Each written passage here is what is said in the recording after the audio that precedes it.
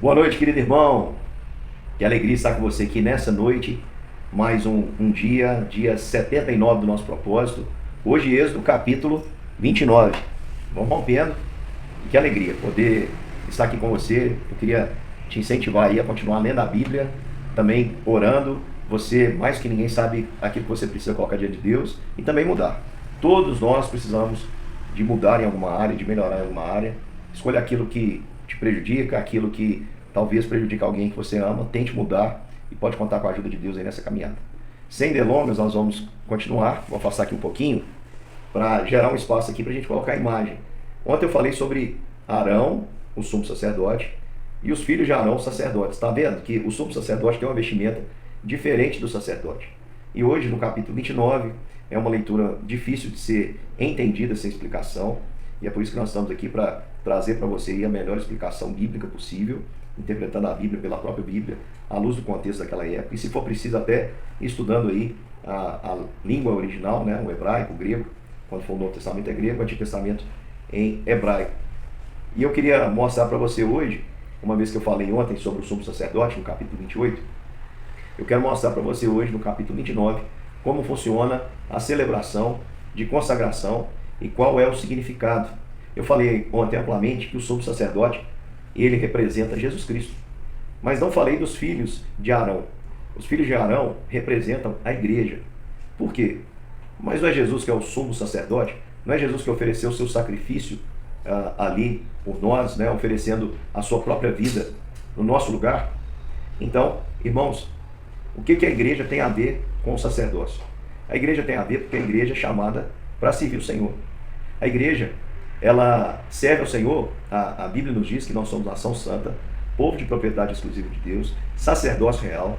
Então nós somos sacerdotes também, nós servimos. Qual era o papel do sacerdote? Era representar Deus diante do povo e o povo diante de Deus.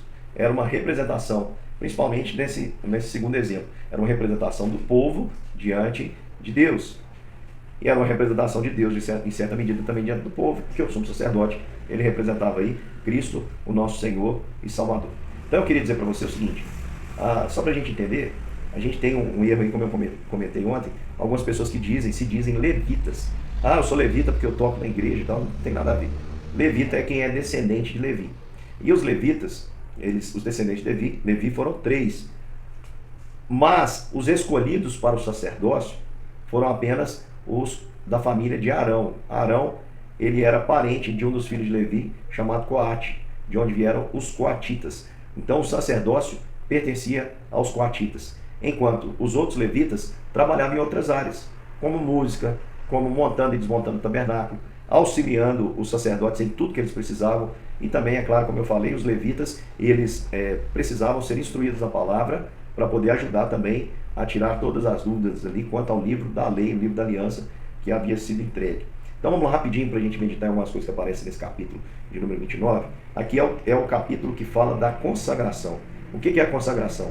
Seria o ritual onde Arão receberia ali a posse como o sumo sacerdote. Esse ritual ele deveria ocorrer todas as vezes que o sumo sacerdote fosse substituído, porque Arão iria falecer e quem é que iria continuar? A sua linhagem, a sua família, os seus filhos. Isso não vai ser cumprido pelo povo de Israel. Nós vamos ver lá na frente que o pessoal vai fazer outras escolas sacerdotais, vão colocar sacerdotes que não são da linhagem de Levi. Isso vai ser um pecado contra o Senhor, porque o Senhor escolheu de uma família específica, eu falei ontem, por um significado. Isso significa que não poderia ser de outra linhagem. Apontando para o contexto bíblico, aquele que morreu por nós na cruz só poderia ser de uma linhagem, da linhagem do próprio Deus. Só o Filho de Deus seria capaz de morrer na cruz por nós e pagar o preço pelos nossos pecados, uma vez que todos os outros homens se encontram debaixo do pecado, como a Bíblia diz, Romanos 3:23, todos pecaram e precisam da glória, carecem da glória, da manifestação da graça, do amor, do perdão de Deus. Então vamos lá. Os outros 2 filhos de Levi eram os Gersonitas e também os Meraritas, né? Só para a gente lembrar, são os filhos aí, os 3 filhos de Levi, Gerson, Coate e Merari. Apenas os coatitas, a partir de Arão, é que seriam aí do sacerdócio. E o ritual de consagração, ele consistia em ofertas de pães, asmos, etc., Na unção com o óleo, vamos lembrar que o óleo representa aí o Espírito Santo, e também haveria ali o sacrifício de animais, a unção com óleo e as ofertas ali apresentadas. Vou colocar uma imagem aqui da consagração. Um artista desenhou aí essa imagem. Foi mais ou menos isso que Moisés fez ali. Vamos lembrar que Moisés era como um representante de Deus. É Deus escolhendo aquele que seria o sumo sacerdote, assim como Deus escolheu Cristo para enviá-lo ao mundo e para ser o nosso sumo sacerdote, que ofereceria o sacrifício, de uma vez por todas, o sacrifício definitivo, que é o seu próprio corpo. Então vamos lá rapidinho. Olha só, a consagração de Arão tem uma ordem interessante. A primeira coisa que acontece é que Arão é ungido, o óleo é derramado sobre a cabeça e depois acontece o sacrifício. Quando é o caso dos filhos, a ordem é inversa. Primeiro acontece o sacrifício e depois eles são ungidos. Por que isso? Porque primeiramente, antes de morrer, Cristo, ele foi escolhido por Deus.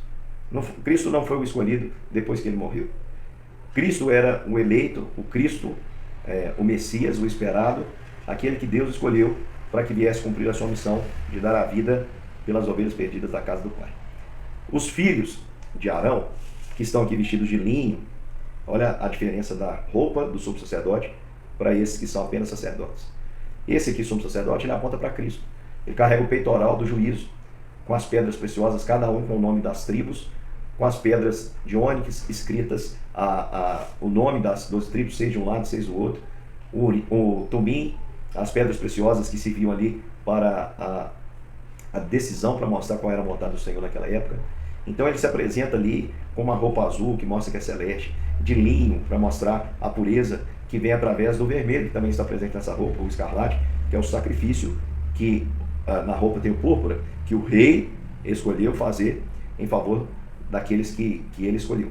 Então, o sumo sacerdote representa Cristo. E esse aqui, olha só, veja que a roupa não tem azul, a roupa não tem vermelho, a roupa não tem púrpura, a roupa só tem branco. Porque nós somos lavados e remidos no sangue de Jesus. Nós somos lavados e remidos pelo sangue do sumo sacerdote. Nós nos encontramos assim puro. Nós servimos como ele, mas não somos como ele. Como eu falei, nós acreditamos no sacerdócio universal dos crentes. Isso significa o quê? Nós acreditamos que cada crente hoje, aquele que crê, quando eu falo crente é nesse sentido, todo aquele que crê em Jesus representa Deus aqui na face da terra. É embaixador de Cristo. É alguém que está representando um outro reino e que está aqui para servir, e está aqui para cumprir toda a função do sacerdote. O primeiro é escolhido e depois acontece o sacrifício. Preste atenção. O primeiro é ungido, depois acontece o sacrifício. O segundo tem o sacrifício primeiro, depois ele é ungido. O que isso significa? Que o primeiro é santo e morreu, por isso ele já tinha o Espírito, e mesmo tendo o Espírito de Deus, ofereceu o sacrifício. O segundo precisa que o sacrifício seja feito, para que ele receba o Espírito Santo. Portanto, os sacerdotes representam a igreja. E como eu posso provar por esse texto que a função é a mesma? A gente deve continuar a mesma função do sumo sacerdote, que é Cristo Jesus. A gente precisa continuar imitando o Senhor Jesus Cristo. O sangue, tanto para Arão, que era o sumo sacerdote, como para o sacerdote, ele deveria ser colocado na ponta dos chifres do altar, nas 4 pontas. Chifre representa poder, então o poder do sacrifício de Jesus.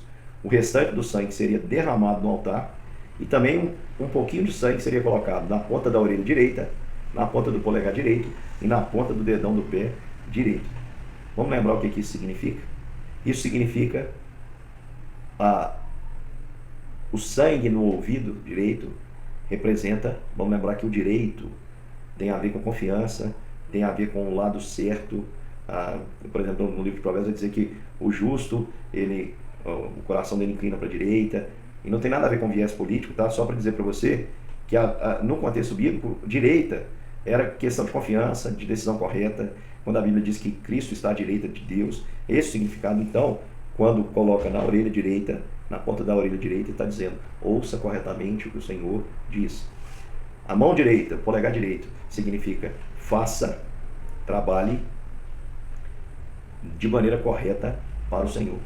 E na ponta do pé direito significa que é o seguinte: você deve ir aonde o Senhor te mandar e vá corretamente. Não tenha medo, porque quem te sustenta é o próprio Senhor. Ouça, trabalhe, vá, não tema. O que tiver que fazer, permaneça de pé, o Senhor te sustenta. Esse é o significado, e era tanto para o sumo sacerdote, quanto para os sacerdotes que representam aqui a igreja. Preste atenção. Mais uma vez dizendo, nós temos um sumo sacerdote. Nós servimos como sacerdote, mas nós não somos como ele. Nós só atuamos como ele, porque ele nos permite assim, pelo seu sacrifício santo e pelo Espírito que habitou nele primeiramente e que ele entregou a nós. Quando subiu ao céu, o Espírito que estava nele foi distribuído à sua igreja, como está narrado lá em Atos, na descida do Espírito Santo. Jesus disse: olha, fiquem, permaneçam em Jerusalém até que do alto sejais revestidos de poder. Que poder é esse?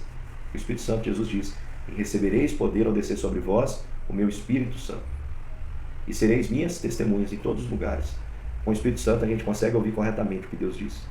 A gente é orientado a servir, a trabalhar corretamente para Deus. E com o Espírito Santo, que é um espírito de coragem, não de covardia, nós temos a capacidade de avançar.